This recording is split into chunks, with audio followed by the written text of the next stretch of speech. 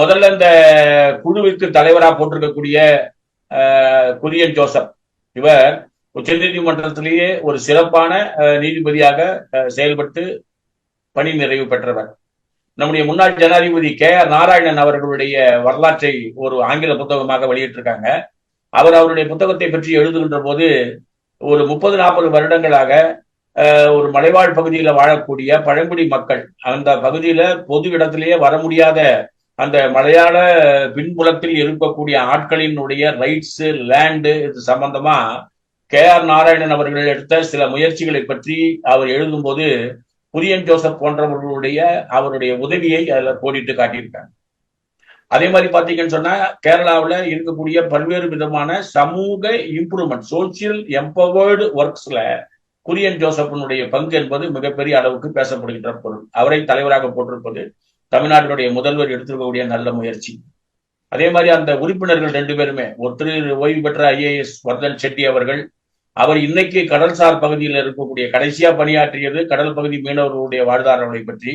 அதற்கு முன்பு பாத்தீங்கன்னு சொன்னா இந்த கிராமிய பொருளாதாரத்தை மேலே கொண்டு போவதற்கான வழிவகைகளை அவர் என்ன செயல்பட்டார். சோ சமூகத்தை நேசிக்கின்ற ஆட்களை வைத்து மாநிலத்துல சமூக பொருளாதார மேம்பாடு அடைவதற்கு ஒரு சரியான ஆலோசனை வேணும்னு தமிழக முதல்வர் எதிர்பார்க்கிறாரு. அந்த எதிர்பார்ப்புக்கு ஏற்ற மாதிரி அவங்களை போட்டிருக்காங்க. அதே மாதிரி நாடறிந்த பொருளாதார அறிஞர்களில் முக்கியமானவர் நாகநாதன், பேராசிரியர் நாகநாதன். அவர் தமிழ்நாட்டினுடைய அந்த பொருளாதார வளர்ச்சியை கடந்த 40 வருடங்களாக எப்படி இருக்குன்னு ஆராய்ச்சி பண்ணி பல புத்தகங்களை எழுதியவர். சோ ஒரு அறிவாளிகள் சமூகத்தின் மூலமாக ரொம்ப நாள் ஒரு கமிட்டியை போட்டு அந்த கமிட்டி பதிலே சொல்லாம அதுக்கு செலவு பண்ற சமாச்சாரம்.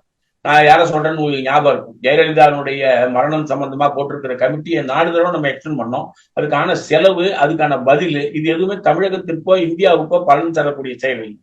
ஆனா நாம ஒரு டெம்பரவரி ரிப்போர்ட் இத்தனை மாசத்துக்குள்ள வரணும், பெர்மனன்ட் ரிப்போர்ட் இத்தனை வருஷத்துக்குள்ள வந்துடணும், 1.5 ஆண்டு கால இடைவெளிக்குள்ள இது வரணும். அப்போ இந்த மாநிலங்களின் உரிமை பழைய நிலைமை, அதாவது ராஜமன்னார் கமிஷன்ல அண்ணாவும் கலைஞரும் இருந்த போது இருந்த மாநில உரிமைகளையும் இன்னைக்கு உலக அளவில் மூலதனத்தை கொண்டு வந்து தமிழகத்தில் ஒரு தொழில் நகரமாக மாற்றக்கூடிய திராவிட முன்னேற்ற கழக அரசு இன்னைக்கு சந்திக்கக்கூடிய பிரச்சனைகளை இன்றைய சூழலில் பார்ப்பதற்கு ஒரு அற்புதமான கமிட்டியை அவங்க போட்டிருக்கிறாங்க.